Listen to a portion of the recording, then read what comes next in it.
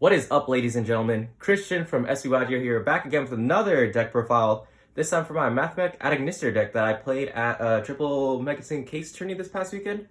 Funny story is that I think there was a video of me playing this deck a few weeks back. I can't remember the exact date, but that whole tourney got schmacked, and I like to say that's because I was playing a very small Mathmech Engine. This time around, I decided to increase the Mathmech size, and because of that, I was able to get 7th place out of 37 people. So I was able to get top cup prizing, so it was really nice out of 6 rounds of Swiss. It was a long day, but I actually had a lot of fun, considering that this is actually the first time I played this version of the build. I decided not to play this with it because I think it'd be more fun that way and it'd give me a challenge. And yeah, before I begin, I want to thank the boys from Sbygo here. Not because I'm filming this again by myself because we have scheduling conflicts, because you know that does happen, but because after I got smacked that tourney, they told me not to play this deck, and I wanted to prove them wrong that I can make this better. And yeah, with that out of the way, let's go ahead and get this started.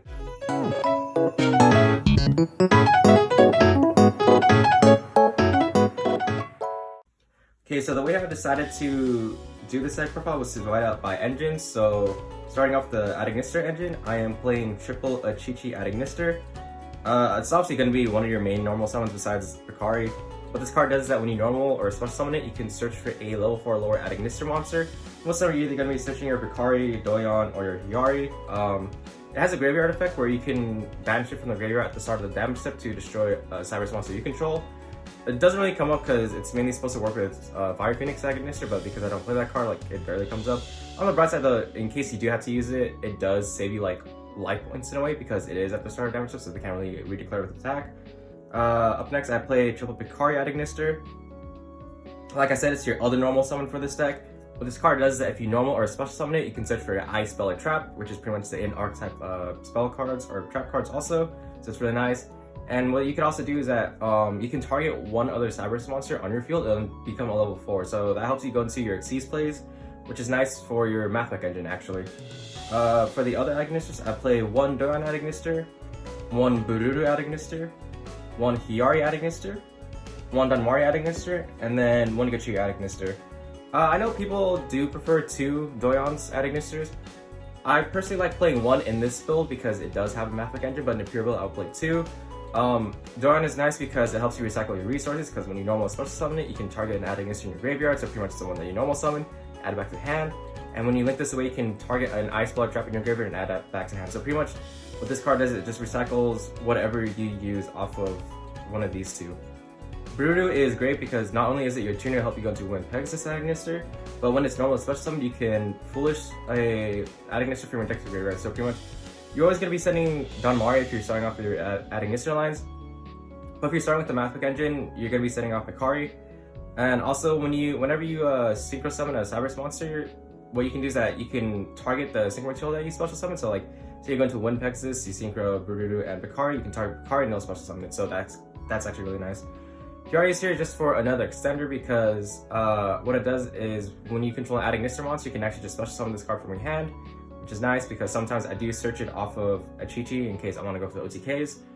Hiyari also has this other effect where you contribute another Cyberus monster in your field to search for a level 5 or higher Ignister monster, which is pretty much makes Hiyari searchable, which is very nice.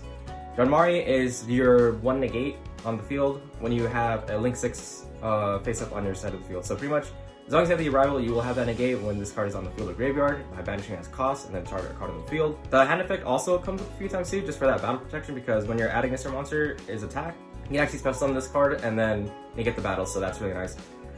And then Gachiri is self-explanatory because it is a Cyberus deck. What this does is that you can target a Cyberus monster from on your field.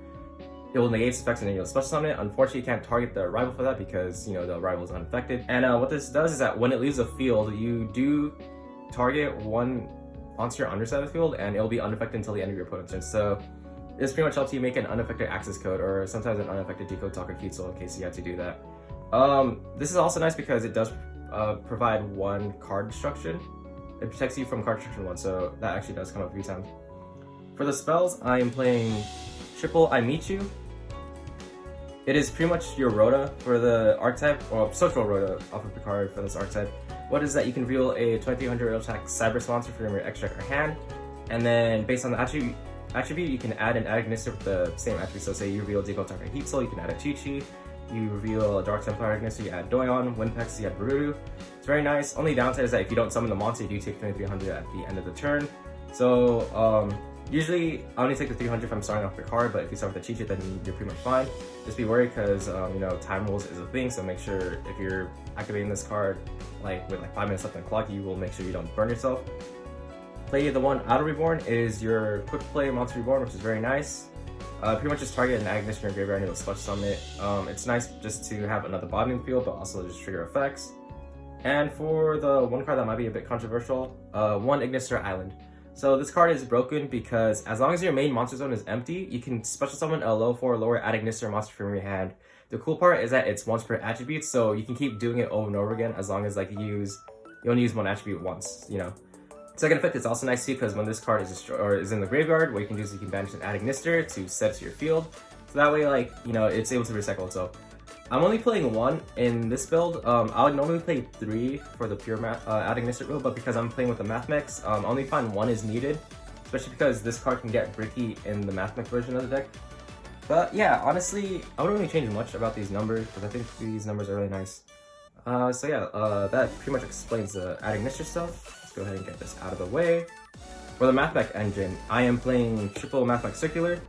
This is your Magician's Souls for Mathmechs. Pretty much what you do is that you can send a Mathmech monster from your deck to the graveyard as cost, and this card will special summon from your hand. Only downside is that you can only attack with 1 monster for the rest of this turn, but I mean, if you're going first, it doesn't really matter, and if you're going second, you just go into access code for the OTK. Most of the time, you're either going to be sending Mathmech Sigma, which what this card does is that if you have no monster and the extra monster zone, you can special summon this card from your hand or graveyard. Only downside is that it will be banished when it leaves the field.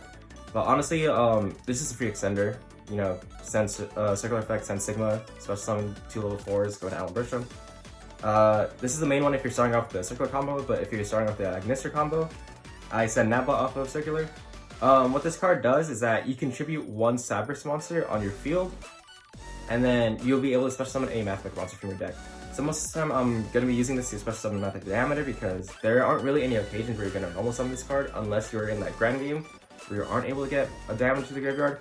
Nabla is also nice too because when this card is sent to the graveyard, you can target 1 monster in your extra monster zone and it'll be able to attack twice. So in case you aren't able to go into Update Jammer to go into X code, you can just use this to help it attack twice.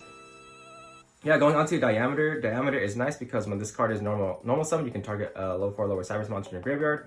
It'll special summon it, but it can't activate its effects. Like I said though, you aren't really going to be normal summoning this card. Mainly you're going to be special summoning it off of Nabla. But it's also nice too because when you Xyz or synchro summon a Mathmech monster, during that turn it has 1 Omni-Negate. So, you know, if you use Super Factorial, you have the Omni-Negate during your opponent's turn. So it's a very nice form of interruption. For the other Mathmech cards, into the monsters, I do play the 1 Addition and then the 1 Subtraction. These 2 are pretty much extenders. Addition is nice because it boosts your monster's attack, like I did that for my access code one time. Subtraction is also nice because it lowers monster's attack, so you can do this for your opponent's cards. That's it for the Mathmech Engine in terms of monsters. I wouldn't really change these numbers because I think this is perfect because this is all you need, in my opinion. And I play the 1 Mathmech Equation, it's your monster reborn for the whole archetype. Also, the monster that you special summon gains 1000 attack. That does come up a few times in case you want to do more damage. And then the Revolt. The Surgical Revolt, which is Mathmech Super Factorial. Pretty much what you do is that you target 3 Mathmech monsters with different names in your graveyard. So, you know, Circular, Sigma, Diameter. What you do is that you special summon them, and then you could either synchro summon or Xyz summon a Mathmech monster from your extra deck. So this is very nice. It helps you for Lapulation during your opponent's turn. That way you have that interruption. And yeah, there isn't really much to say about the rest of this engine, so I'll go ahead and get this out of the way. For the secret spice of this deck, I am playing triple Microcoder. What this card does is that if you're trying to link summon a Code Talker monster, you can actually use this card as hand as a link material, so it's very nice. Say, for example, you have a Splash Mage and your opponent's able to, you know, Imperm, Veiler it to negate its effects, or they banish the target you are trying to special summon. You can actually use this card from your hand to link summon into either a Decode Talker Heat Soul or a Transcode Talker. I really like this card because if you use this as link material for a Code Talker, you can search for a Signet Spell or Trap, but if you use it from the field, you can search for a level 4 lower Cyberse monster. Most of the time you're going to be searching Signet Spell Trap, which is either Signet Mining or Signet Conflict. This is pretty much another searchable Omni-Negate you have. This card is actually very nice because not only do you negate the activation of a spell card, trap card, or monster effect that your opponent does, but it also banishes the card, and they can't activate that card's name for the rest of this turn. So that actually is a very nice form of interruption.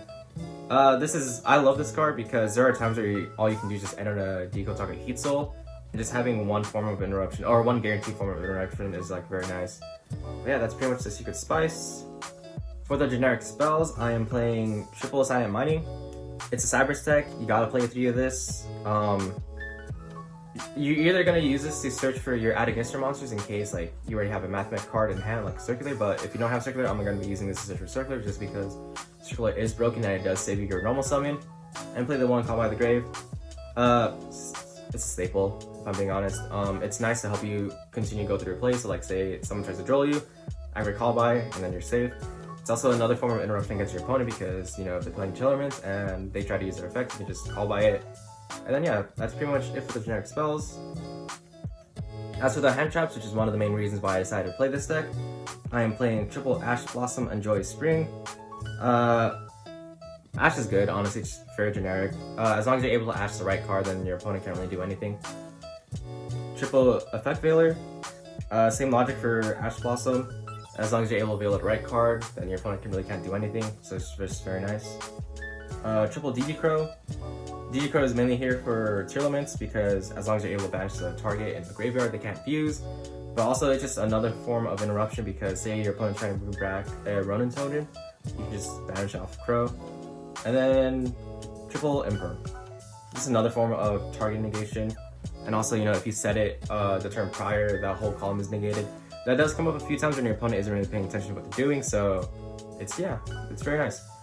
Yeah, that's pretty much the hand traps. If there's any changes I'd make, it would be either add ghost spells or add small roll, just because everything is searchable in this deck. But yeah, let's go ahead and go into the extra deck. Starting off the extra deck, I am playing one Prime Mathmech Alan Bertram. It just requires 2 level 4, so during your Ignister combo, what you can do is that you can do Picard effect, target your Wind Pegasus to make it level 4 to go into this guy. And when this guy is Xyz summoned, you can detach materials, however many materials it has. It's always going to have 2 though, but what it does is that by detaching 2, you can search for a Mathmech card. So this is what helps you get your Mathmech Circular into circulation. And it has another effect where you contribute 1 monster on your field to special summon a Mathmech card from your hand or graveyard. So this is pretty much how you get Nabla onto your field when you use Circular effect to set Nabla. The other Xyz monster I play is Prime Mathmech Lapulation. This is where you're always going to use, you're pretty much always going to be summoning this card off of Super Factorial. And this card is nice because when this card is Xyz summoned, you can detach however many materials it has, which is always going to be 3 because it requires 3 level 4 monsters. And what it does is that you're able to send 1 random card from your opponent's hand to the graveyard, 1 monster from the field to the graveyard, and then 1 Sputter Trap from the field to the graveyard. So that form of interruption is just very golden, it's very nice. It does have card protection, but I mean, it doesn't really come up because you're always going to be attaching 3. What's nice though is that because you're using Diameter, it also does have a negate, so there you go, you have another form of interruption. For the Synchro, I am playing 1 Wind Pegasus Ignister. I mean, it's pretty mandatory for this deck, in my opinion, because it is a level 7. Also, this is very nice because it does provide you non-targeting back row removal up to the number of Ignisters you have. So I think in my last round I was playing up against pure Runics, and I was able to have the Arrival Wind Pegasus and an Ignister token from the Arrival. I was able to pop 3 of my opponent's back row because, you know, the Ignister token counts as an Ignister monster. This is very nice. Also, when a card on your field is destroyed, you can do that. You can banish this card and then target 1 card your opponent controls and shuffle back to the deck. So this is just very nice. For the Link monsters, I am playing 2 Dark Infinite Ignisters. What this card does is that when it's Link summoned, you can search for Ignister Island, which is the field spell, so this is pretty much your primary field spell searcher. And when a 2300 original attack Cyberus monster activates its effect, you can actually move this card to the zone it points to in the main monster zone. So like, say you have Dark Templar here and this card is here, you can move this card to another zone and change its attributes. So, you know, you're always going to be calling Divine. If you call it something else, I'm sorry, but you're peasant. Because why would you call Divine? It's just an attribute that no one really uses besides God cards. Play the 1 Link Spider in case you get nibbed. This pretty much removes a token and leaves your main monster zone empty still, so you can still use Ignister Island's effect. I also use this to get rid of my Add Ignister token too if I use the Rivals effect. Play the 1 Cyberus Wicked. This card is actually underrated, I feel, because when this card is Link summoned, it can't be destroyed by battle or card effects, so that is very nice. That helps you, like, in case you aren't able to do anything, just going into this will buy you a turn, hopefully. And whatever it points to, it can't be destroyed by card effects either. That came up against my match against Branded Invoked Eldritch, I believe, from the triple Megaton case turning. I was pretty much able to protect my Transcode Talker because it wouldn't be able to be destroyed because this card is pointing to it. But the most important effect about this guy is when a monster is special summoned to a zone it points to, you can banish a Cyberse monster from your graveyard to search for a Cyberse tuner. So this is pretty much how you get your Brew adding this to your hand. I play double Splash Mage. Honestly, 2 is needed. 1 is not enough because you use 1 to go into your combo, and then the other one is to help you go into Axis Code Talker. Pretty much the second one is also good for the grind game, so yeah, you should always be playing 2. I play the 1 Update Jammer because, like I said, you do go into these Axis codes, so just being able to have it attack twice is very nice. Also, it's a Cyber Sec, so it's like, you know, like it's not really too hard to make. Play the 1 Transcode Talker. Cyber Sec, pretty self-explanatory. You do need it. It helps you go into Axis code. Also, this card actually helps you search for Gachiri off of Amici, so that does happen a few times. Play the 1 Deco Talker Heat Soul. Normally I'd be playing Fire Pegasus at Ignister, but you know, this card is actually much better just because of the draw power. During a tourney, these 2 are actually my alternate win con because I was missing a card for the first 2 rounds. Just having these cards co-linked is very nice because, you know, Transcode does provide targeting protection to cards it's co-linked to, and it also gives a 500 attack boost, and obviously Heat Soul gains 500 attack for each monster it points to. So just having these guys co-linked, Transcode's at 28, Deco Talker Heat Soul's at 33, so you know, it's a lot of damage against your opponent. But yeah, like I said, the draw power is very nice. The second effect doesn't really come up, or actually never came up at all. But I mean, you know, draw power is always good to have because you don't really care about your life points, in my opinion. As long as you're able to OTK your opponent, you're fine. For the other Link 3, I'm playing Dark Templar at Ignister. This is pretty much your soul charge for the whole archetype, or whole at Ignister archetype, excuse me. It's nice because when a monster is special summoned to a zone it points to, you can plus summon level 4 lower at Ignisters up to a number of zones it has open. And like I said, if you use Dark Infant to special summon to a zone that Templar points to, it'd be chain 1 Templar, chain 2 Infant. Infant, you would move it to another zone, change the attribute called Divine, and then you be able to special summon up to 3 at Ignisters from your graveyard. So that's pretty much what helps you facilitate go into a 6,000 attack arrival. As for the quote-unquote boss monsters, I am playing the 1 Axis Code Talker. Axis Code Talker is very self-explanatory. It is a Cyber Sec, so you're able to turbo this guy out. He's just the OTK machine. There isn't really much to say. Just being able to get attack and being able to show cards that your opponent has without giving them the response to activate anything is very nice. And like I said, just being able to use Gachiri to summon this guy to make it unaffected is also pretty broken, because it's always nice to have an unaffected Axis Code Talker. And of course, because this is an Ad Ignister deck, the one that you rival Cyber's Ad Ignister, which is your Link 6.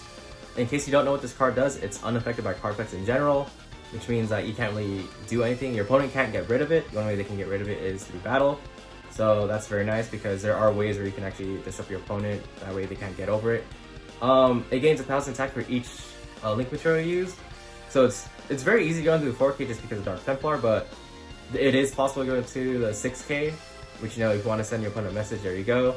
But yeah, it's very nice. Like I said, it's unaffected, so it's pretty much just gonna be sitting there. It's very nice to see your opponents try to like out this thing, because, you know, it is a tough card, because if you don't get rid of it, how are they gonna win? And also the second effect is actually pretty nice too, where you're able to destroy 1 monster on the field and get a token on your side of the field, so it is very nice. Unfortunately, I wasn't able to do this during the tourney where, you know, I used this card as a limiter for Axis Code Talker to make Axis Code gain 6,000 attack to be 8,300, but, you know, it is possible to do that. And the last card, my Nib / Ad Ignister token. You know, it's very fun to pop down. And that's pretty much it for the extra deck. Gonna go ahead into the side deck now. For the side deck, I am playing 1 Red Reboot. I think I said this in my last profile, but, you know, why wouldn't you play Red Reboot? Obviously play against trap decks. Play triple Rivalry of Warlords. If I'm being honest, this only should have just been Solemn Judgments. I mean, this card is nice because it makes sense because you are playing a Cyber deck, and, you know, your opponents sometimes play more than one type, but if I'm being, yeah, these should have just been Solemn Judgments to have another form of negation, but, you know, just having Floodgates is nice sometimes. Triple Evenly Matched. This card is actually very broken. You're forcing your opponents to move cards from their side of the field or banish them face down until they have the same amount of cards you have. So this is very nice. And also it's like you don't really care because you can just set up the arrival and then have them try to beat over that and then, you know, OT the next turn. What's also nice with Even Match is that you can pair it up with Dark Blue No More. Everyone should know what Dark Blue No More does because a lot of people are playing it this format. Like I said, like if this goes with this, then you're pretty much golden. You're able to continue through your turn, or you're pretty much able to come off during your main phase too, which doesn't really matter. I play one Cosmic Cyclone. If I'm being honest, this should have been one. This should have been a Harpy's Feather Dust instead of Cosmic. Maybe because the day of the event, I was trying to figure out what my side deck would be. And shout out to Carlos because he told me I'm already playing 3 evenly, so I don't need more back row hate because this should be more than enough. So yeah, this just should have been a Harpy's Feather Duster. For the monsters, I am playing triple Nibiru.